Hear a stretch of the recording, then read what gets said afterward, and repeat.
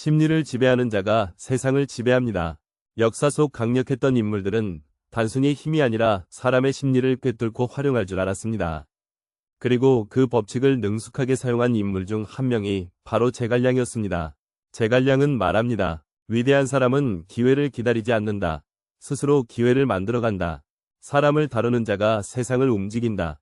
역사를 보면 수많은 인물들이 이 원칙을 활용해 성공을 거두었습니다. 오늘은 삼국지 시대에 사람을 능숙하게 다룬 인물에 대해 얘기해 보겠습니다. 그중 한 사람이 바로 제갈량입니다. 그는 단순한 군사가 아니라 사람의 심리를 이해하고 활용하는 데 능숙한 인물이었습니다. 제갈량이 보여준 인간 심리에 대한 통찰은 지금도 우리가 배울 가치가 있습니다. 그의 전략과 원칙을 익힌다면 오늘날에도 조직에서, 비즈니스에서, 그리고 인간관계에서 강력한 무기가 될 것입니다. 제갈량은 사람을 평가할 때 단순한 배경이나 외모가 아니라 4가지 기준을 사용했습니다. 이를 신원서판이라고 하며 당시 지식인 사회에서도 널리 통용되던 인재평가법이었습니다. 신은 행동과 태도, 그리고 작은 행동에서 그 사람의 성품이 드러난다는 것입니다. 태도가 흐트러지고 경솔한 사람은 신뢰하기 어렵습니다. 원은 말하는 방식, 그리고 말을 조리 있게 하는가를 보는 것입니다. 말은 그 사람의 사고방식을 반영합니다. 서는 글씨를 뜻하며 글은 그 사람의 사고 깊이를 보여주는 중요한 단서가 됩니다. 판은 위기 상황에서 합리적인 결정을 내릴 수 있는 사람이 진짜 인재라는 의미입니다. 이런 기준은 오늘날에도 유용합니다. 예를 들어 면접에서 지원자의 사고력과 논리성을 평가할 때 말과 글을 살펴보는 것이 중요합니다. 또한 위기 대응 방식에서 그 사람의 진짜 역량이 드러나므로 평소 행동뿐만 아니라 실제 상황에서의 대처 능력도 주의 깊게 볼 필요가 있습니다. 유비가 제갈량을 얻기 위해 3번이나 찾아갔던 이야기를 들려주겠습니다. 겉으로 보면 유비의 끈질김이 만들어낸 결과처럼 보이지만 사실 이것은 제갈량이 의도한 심리전입니다. 처음에는 유비를 만나주지 않고 2번째 방문에서도 부하를 내보냈습니다. 그러다가 3번째 방문이 되어서야 유비를 맞이했습니다. 이는 단순한 고집이 아니라 자신의 가치를 상대에게 확실히 인식시키는 전략이었습니다. 현대에서도 이런 전략은 적용될 수 있습니다. 예를 들어 자신의 가치를 쉽게 드러내지 않고 상대가 먼저 필요성을 느끼게 만드는 것이 중요합니다. 너무 쉽게 기회를 주지 않고 적절한 시점을 기다린다면 상대방이 더욱 간절한 태도를 보이게 됩니다. 제갈량은 부하들에게 엄격했지만 신뢰를 잃지 않았습니다. 그는 너무 가까우면 만만하게 보이고 너무 멀면 충성을 잃는다는 원칙을 지켰습니다. 그가 가장 믿었던 장군 마속은 전쟁에서 명령을 따르지 않았습니다. 결국 제갈량은 눈물을 머금고 그를 처형했습니다. 눈물의 군율로 불리는 이 사건은 조직 관리에서 중요한 교훈을 남겼습니다. 어떤 조직이든 원칙이 중요합니다. 신분이 깊다고 해서 규칙을 어긴 사람에게 예외를 두면 전체적인 신뢰체계가 흔들립니다. 그렇다고 지나치게 엄격하기만 하면 사람들이 멀어질 수 있습니다. 따라서 적절한 균형을 유지하는 것이 중요합니다. 제갈량이 남긴 최고의 심리전 중 하나가 바로 공성계입니다. 적의 대군이 쳐들어오는데 병력은 턱없이 부족했습니다. 이때 그는 성문을 활짝 열어두고 태연하게 검은꼴을 타며 적을 맞이했습니다. 적은 당황했습니다. 무언가 함정이 있을 것이라고 생각한 적군은 결국 물러났습니다. 이는 상대의 심리를 역이용한 대표적인 사례입니다. 이 원리는 현대에도 유효합니다. 예를 들어 협상이나 경쟁에서 불리한 상황에 처했을 때 허둥대기보다는 오히려 침착하고 자신감 있는 모습을 보이는 것이 중요합니다. 당황하지 않는 태도가 상대에게 혼란을 줄 수 있습니다. 논리만으로는 사람을 설득할 수 없습니다. 많은 사람들이 논리적으로 말하면 상대가 이해할 것이라고 생각합니다. 하지만 현실은 다릅니다. 논리가 완벽해도 상대의 감정을 움직이지 못하면 설득은 실패합니다.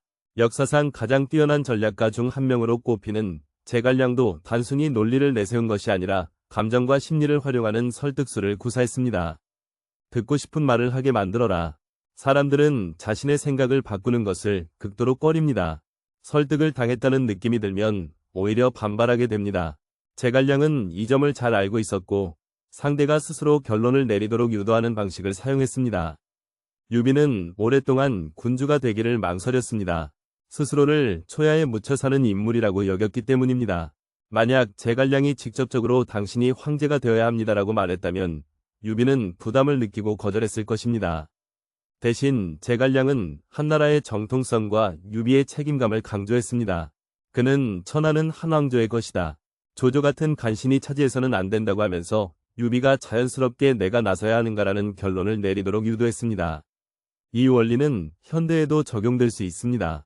예를 들어 누군가에게 중요한 결정을 내리게 할 때 직접적으로 강요하는 대신 상대가 스스로 선택한 것처럼 느끼게 하는 것이 효과적입니다.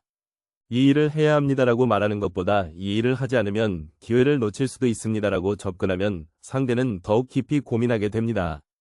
또한 상대의 신념과 가치관을 존중하며 자극을 주는 방식이 강요보다 훨씬 효과적입니다. 사람들은 보통 본능적으로 자기 이야기에만 집중합니다. 하지만 진정한 설득자는 상대가 원하는 것이 무엇인지 파악하고 그들이 듣고 싶은 언어로 말합니다. 약점 없는 강자는 없다. 제갈량의 한계와 실수. 제갈량은 뛰어난 전략가이자 정치가였습니다. 그러나 아무리 위대한 인물이라도 한계를 가질 수밖에 없습니다. 우리가 흔히 알고 있는 제갈량의 이미지는 신과 같은 지략가지만 그 역시 실수를 했고 완벽하지 않았습니다. 그의 판단 착오와 한계를 들여다보면 강함을 유지하는 법뿐만 아니라 강자의 몰락을 막는 방법도 배울 수 있습니다. 제갈량은 세밀한 전략을 세우고 모든 상황을 통제하려 했습니다. 그는 모든 일을 직접 처리하며 철저하게 준비하는 스타일이었습니다. 하지만 이 완벽주의가 오히려 그의 발목을 잡았습니다. 북벌을 진행할 때 그는 보급로를 완벽하게 준비하지 못하면 진격하지 않았습니다. 이로 인해 기회를 놓치는 경우가 많았습니다. 반면 조조나 사마이는 불완전한 상황에서도 과감하게 결단을 내리고 실행했습니다. 결과적으로 신중함이 지나쳐 결정적인 순간을 놓친 사례들이 있었습니다. 제갈량이 가장 크게 저지른 실수 중 하나는 마속을 신뢰한 것이었습니다.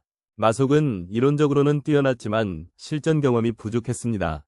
제갈량은 그를 중요한 전투에 기용했으며 마속은 명령을 어기고 독단적으로 행동하여 대패를 초래했습니다. 결국 제갈량은 눈물을 흘리며 마속을 처형해야 했습니다. 이 사례는 단순한 인재 기용의 실패를 넘어서 감정과 신뢰가 판단을 흐릴 수 있음을 보여줍니다. 조직 운영에서 냉정한 판단이 중요하다는 점을 시사합니다. 제갈량은 한 왕조의 부흥을 꿈꾸며 유비의 나라 촉한에 대한 충성을 끝까지 지켰습니다. 그러나 현실적으로 유비의 나라는 국력이 약했고 계속해서 위나라를 공격할 만한 경제적, 군사적 기반이 부족했습니다. 그럼에도 불구하고 그는 끝까지 북벌을 포기하지 않았습니다. 사마이는 이러한 제갈량의 성향을 간파하고 적극적인 전투를 피하며 시간을 끌었습니다. 제갈량이 지쳐 쓰러질 것을 예상한 것입니다. 결국 그는 오장원에서 지병으로 생을 마감하며 촉한의 부흥을 이루지 못했습니다. 그의 충성은 칭송받을 만했지만 현실적인 대안을 찾지 못한 점에서 전략적 한계가 드러났습니다. 제갈량의 한계를 통해 우리는 무엇을 배울 수 있을까요? 강한 리더조차도 실수를 합니다. 중요한 것은 완벽을 추구하는 것이 아니라 상황에 따라 유연하게 대처하는 능력입니다. 상황에 따라 다르겠지만 완벽을 추구하기보다 60% 준비가 되면 과감히 실행하는 결단력이 필요합니다. 신뢰가 중요하지만 객관적인 평가 없이 사람을 기용하면 위험합니다. 충성도 중요하지만 현실적인 한계를 인정하고 전략을 수정해야 합니다. 제갈량의 신중함이 독이 되다. 제갈량은 철저한 전략가였기에 작은 실수 하나도 허용하지 않으려 했고 모든 계획이 완벽하게 준비된 후에야 움직였습니다.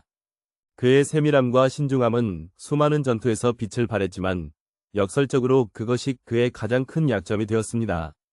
지나친 신중함은 종종 결정적인 기회를 놓치게 했고 결국 그의 여러 차례에 걸친 전쟁은 끝내 승리로 이어지지 못했습니다. 조조는 달랐습니다. 사마이가 달랐습니다. 이들은 불완전한 상황에서도 빠르게 결정을 내리고 때로는 위험을 감수하며 전장을 누볐습니다. 반면 제갈량은 완벽하지 않으면 나아가지 못했습니다. 진중함이 강점이지만 때로는 독이 되는 순간이 옵니다. 그렇다면 제갈량의 신중함이 그의 패배를 부른 순간은 언제였을까? 위나라를 공격하려던 군사작전은 제갈량의 꿈이었습니다. 그러나 그는 준비가 덜 되었다고 판단하면 진격을 멈추곤 했습니다. 보급로가 완벽하지 않으면 진격하지 않았습니다. 사마이는 이를 이용했습니다. 제갈량의 철저한 준비 성향을 간파한 그는 적극적으로 전투를 피하며 시간을 끌었습니다. 결국 제갈량은 무리하게 위나라를 공격하는 작전을 계속 추진하다가 지병으로 쓰러졌습니다. 만약 그가 더 과감하게 결단을 내렸다면 역사는 달라졌을지도 모릅니다. 제갈량의 신중함은 사람을 뽑고 배치하는 일에서도 문제를 일으켰습니다. 그는 사람을 쉽게 신뢰하지 않았습니다. 모든 가능성을 점검하고 철저한 검증을 거쳐야만 중요한 역할을 맡겼습니다. 그러나 때로는 빠른 결단이 필요할 때가 있습니다.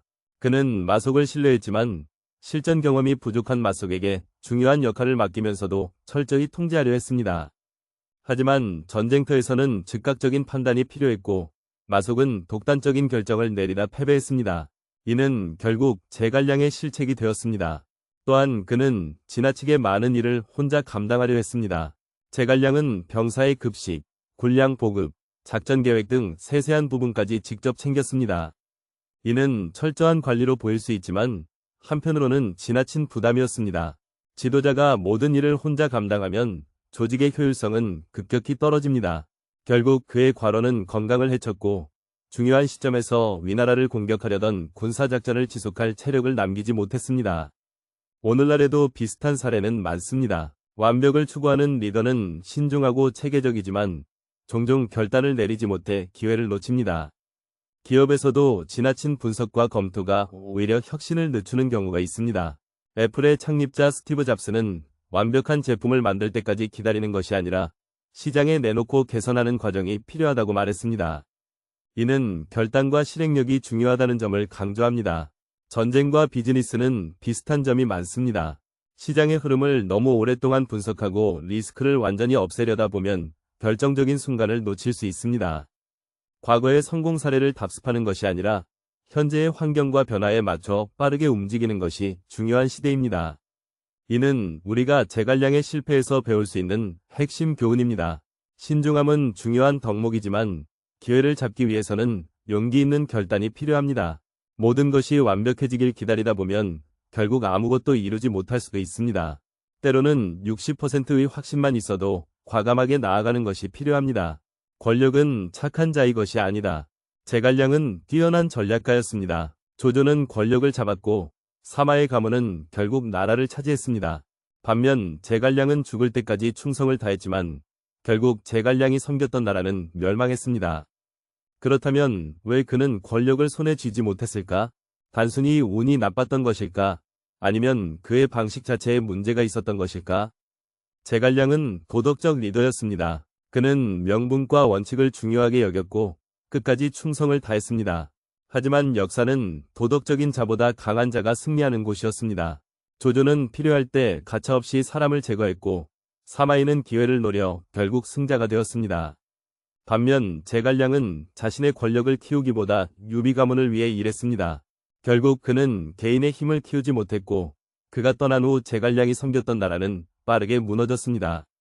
그렇다면 제갈량이 선택할 수 있었던 다른 길은 없었을까? 만약 그가 조조처럼 판단을 내렸다면, 사마이처럼 기회를 엿보다가 행동했다면 역사는 달라졌을까? 만약 그가 유비가 죽은 후 왕위에 올라 직접 나라를 다스렸다면 그는 단순한 보좌관 역할을 넘어 나라를 직접 다스리는 통치자가 될 수 있었을까? 권력을 유지하려면 강한 기반이 필요합니다. 하지만 제갈량은 자신의 세력을 키우기보다는 충성을 다하는 데 집중했습니다.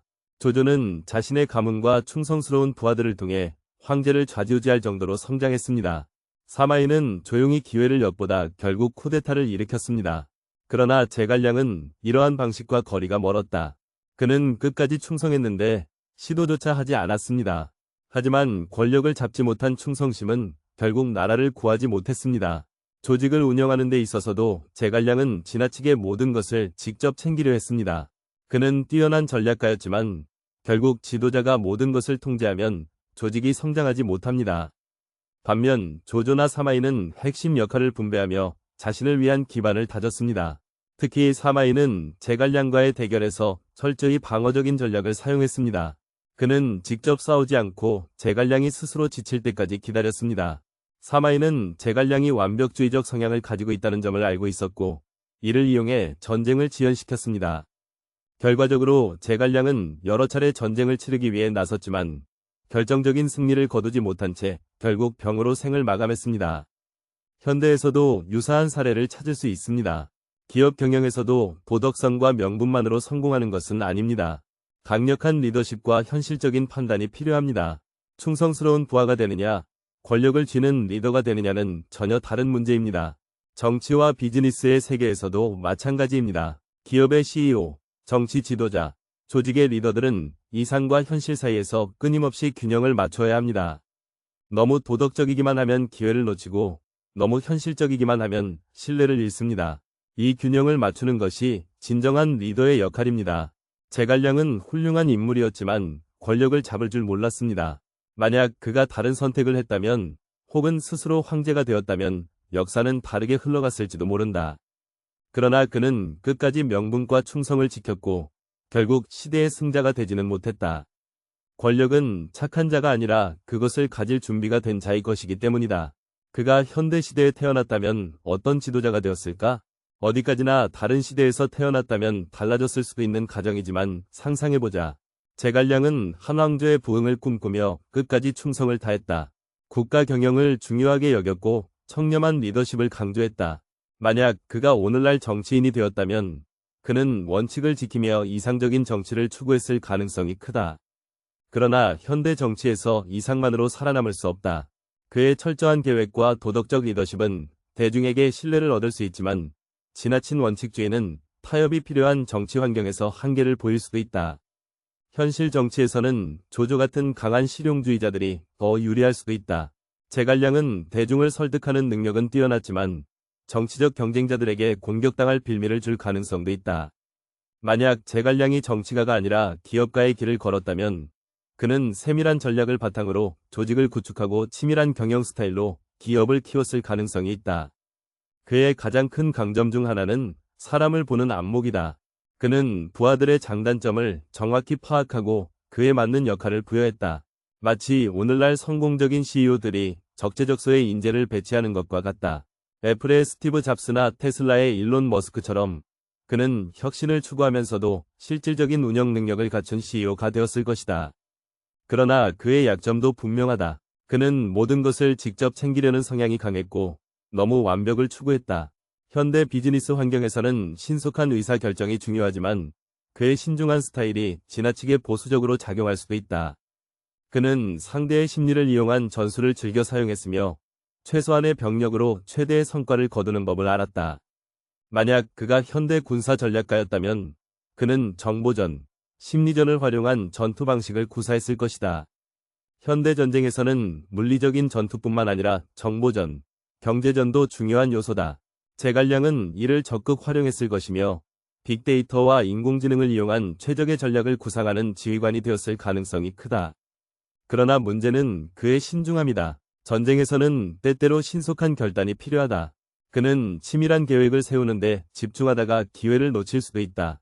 그의 사고방식과 전략이 현대에서 어떻게 평가될지는 흥미로운 상상이었다. 마지막으로 제갈량에게 배울 점을 요약 정리하며 마치겠다. 제갈량은 철저한 계획과 신중한 판단으로 유명했다. 그는 모든 것을 계산하고 준비한 후에야 움직였고 전투에서도 철저한 보급과 조직 운영을 바탕으로 승리를 쌓아갔다. 하지만 지나친 신중함은 때때로 기회를 놓치게 만들었고 그의 위나라 정벌은 번번이 좌절되었다. 반면 사마이는 기다릴 줄 알았다. 제갈량이 지칠 때까지 시간을 끌며 전투를 피했다. 결국 제갈량은 끝없는 소모전 속에서 병사했고 사마이는 권력을 장악했다. 그러나 여기서 한 가지를 생각해 볼 필요가 있다. 단순히 최후의 승자가 되었다고 해서 그 사람이 반드시 옳은 선택을 했다고 볼 수 있을까? 사마이는 현실적인 전략을 통해 살아남았지만 그가 남긴 유산은 철저한 권력 투쟁의 연속이었다. 반면 제갈량이 남긴 유산은 단순한 승패를 넘어선 가치였다. 그의 이름은 천년이 지나도 여전히 리더십과 전략의 상징으로 남아있으며 사람들은 그의 신념과 원칙을 본받고자 한다.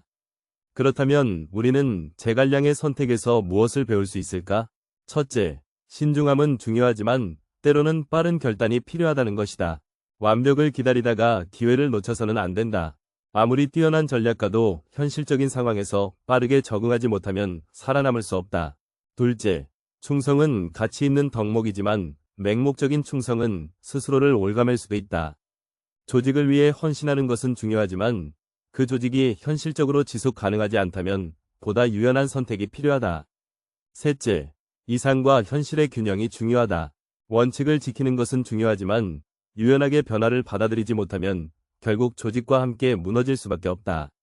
제갈량은 단순한 승리자가 되지는 못했지만 그의 전략과 리더십은 시대를 초월한 가치로 남았다. 그는 단기적인 승리를 위해 원칙을 버리지 않았고 현실적인 성공보다 더 큰 신념을 쫓았다. 그렇기 때문에 지금도 제갈량의 이름은 수많은 리더들에게 영감을 주고 있다. 반면 사마이는 냉철한 현실주의로 승리를 거머쥐었다. 결국 우리가 배워야 할 것은 단순한 승패를 넘어 어떤 가치를 남길 것인가에 대한 고민이다. 결론적으로 그는 철저한 계획과 신중한 판단, 조직 운영 능력으로 강한 리더십을 보여주었다. 하지만 지나친 신중함과 맹목적인 충성은 때때로 한계를 만들었다. 따라서 원하는 것을 이루기 위해서는 이상과 현실의 균형을 맞추고 결단이 필요한 순간을 놓치지 않으며 변화에 유연하게 적응하는 것이 중요하다.